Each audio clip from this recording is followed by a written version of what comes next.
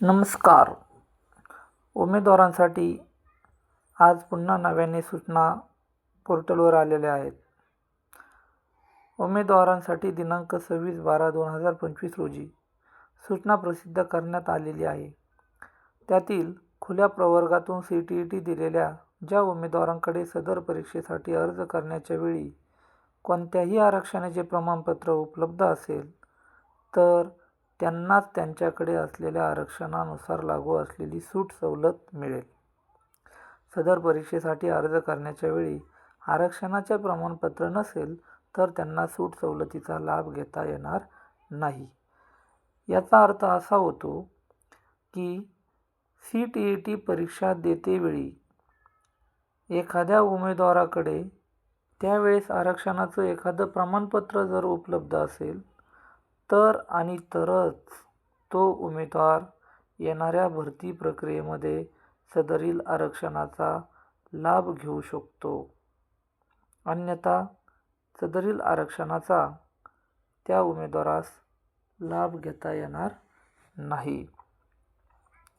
यामुळे काही उमेदवारांमध्ये संभ्रम निर्माण झाला आहे. त्याबाबत स्पष्ट करण्यात येते की शिक्षक पात्रता परीक्षा देण्यापूर्वी व परीक्षेच्या वेळी कोणत्याही आरक्षणाचे प्रमाणपत्र उपलब्ध असेल तर त्यांना त्यांच्याकडे असलेल्या आरक्षणानुसार लागू असलेली गुणांची सूट सवलत मिळेल याची उमेदवारांनी नोंद घ्यावी.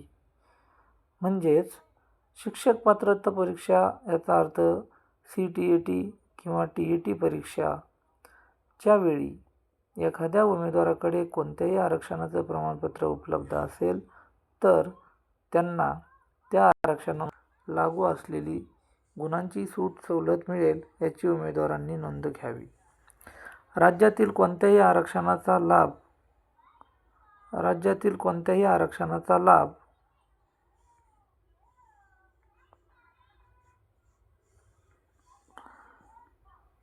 घ्यावायचा असल्यास उमेदवारांकडे राज्यात अधिवास असल्याबाबतचे अधिवास प्रमाणपत्र म्हणजे डोमिसाईल सर्टिफिकेट असणे आवश्यक आहे. परंतु काही उमेदवारांकडे जातीचे दाखले आहेत परंतु अधिवास प्रमाणपत्र नाही. अशा उमेदवारांनी खालीलपैकी ओळखीचा पुरावा, पत्त्याचा पुरावा व अतिरिक्त कागदपत्रे यामधील प्रत्येकी एक पुरावा एकत्रित PDF करून अपलोड करावा. तर ओळखीच्या पुराव्यापैकी आधार कार्ड चालेल, वाहन चालविण्याचा परवाना म्हणजे लायसन्स चालेल, पासपोर्ट, पॅन कार्ड, मतदान कार्ड यापैकी कुठलेही एक डॉक्युमेंट्स ओळखीचा पुरावा म्हणून.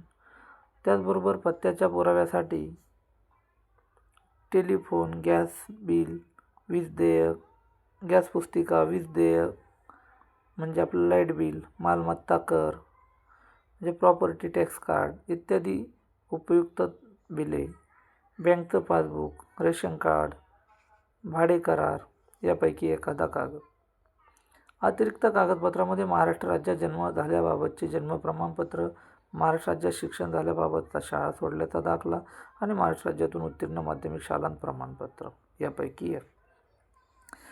ज्या उमेदवारांनी यापूर्वी अधिवास प्रमाणपत्र डोमिसाईल सर्टिफिकेट नाही म्हणून त्यामध्ये स्वप्रमाणपत्र पूर्ण केले असेल मात्र त्यांच्याकडे वरील अ, ब, क मध्ये नमूद केलेल्या कागदपत्राच्या यादीतील प्रत्येकी एक पुरावा उपलब्ध असेल अशा उमेदवारांना त्यांचे स्वतःचे प्रमाणपत्र अनसर्टिफाई करून योग्य तो पुरावा अपलोड करून स्वप्रमाणपत्र पुन्हा पूर्ण करता येईल. म्हणजेच उमेदवारांसाठी जरी त्यांनी डोमिसाईल सर्टिफिकेट नाही म्हणून सर्टिफाय केले असेल तर त्यांना अनसर्टिफाय करण्याची संधी या ठिकाणी देण्यात आलेली आहे. कागदपत्रे पडताळणीच्या वेळी मूळ अधिवास प्रमाणपत्र सादर करणे बंधनकारक राहील. आता यावेळी जरी तुम्हाला पर्याय म्हणून इतर कागदपत्रे अपलोड करण्यासाठी संधी देण्यात आली असली तरी जेव्हा भरती प्रक्रियेतून तुमची निवड होईल आणि तुम्हाला मूळ कागदपत्रे पडताळणीसाठी मागितली जातील त्यावेळेस मात्र हे डोमिसाईल सर्टिफिकेट तुम्हाला मूळ डोमिसाईल सर्टिफिकेट बंधनकारक राहील. पोर्टलवरील नोंदणी आणि हे प्रमाणपत्र स्वप्रमाणित करण्यासाठी 14 जानेवारीपर्यंत मुदतवाढ राहील याची सर्व उमेदवारांनी नोंद घ्यावी. लयच मोठा